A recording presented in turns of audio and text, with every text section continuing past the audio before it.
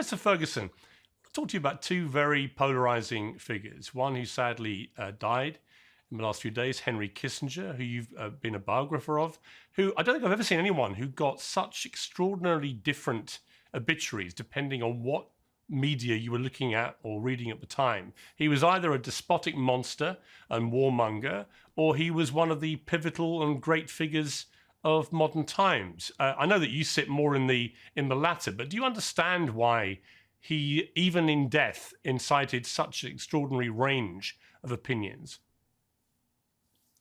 Yes, I think I do understand that, Piers. I've spent a good chunk of the last 20 years working on Henry Kissinger's life. I'm in the midst of a second volume of his life as we speak. And one of the striking features of that extraordinary 100-year life was how polarizing Henry Kissinger was. From a very early stage, he had critics on both the right and the left. Over time, the left became somehow more and more vituperative, especially after the end of the Cold War. And an old friend of mine, Christopher Hitchens, did a great deal of damage in this regard with a rather hastily written book called The Trial of Henry Kissinger, in which he made the claim on the basis of almost no evidence that somehow Henry Kissinger was a war criminal. Well, that really caught on.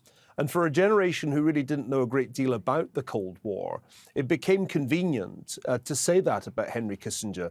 Now, in reality, that really doesn't make any sense at all, because the kinds of things of which Henry Kissinger's accused, using bombing against civilians in Cambodia, for example, or supporting right-wing governments in Chile, are the things that secretaries of state have done pretty much throughout the period since 1945. So to put it really crudely, they're either all war criminals or, as seems more likely, none of them is.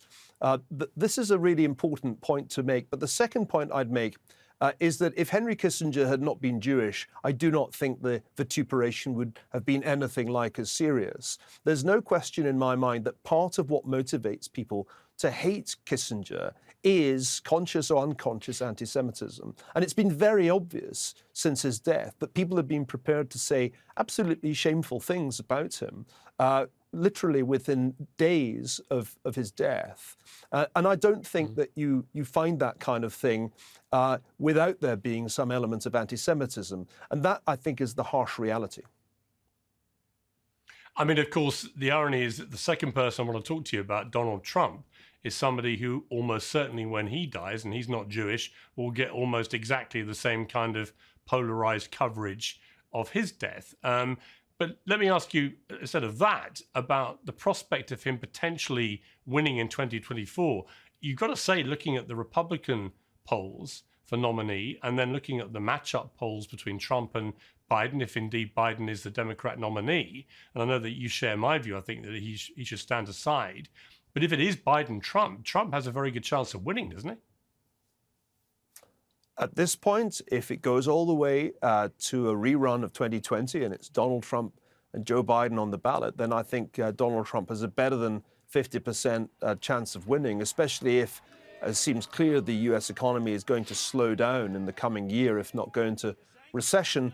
Trump is polling strongly in the swing states that are really going to be decisive, as they always are, in the close elections that we have these days. But American politics is an unpredictable game, partly because the stakes are so high. And I don't rule out an upset on one or possibly both sides. Don't rule out Nikki Haley as a contender for the Republican nomination. There are plenty of Republicans in those key early states, Iowa and New Hampshire, who have some doubts about whether they really want Donald Trump all over again, whether they're ready for another 4 years of fire and fury.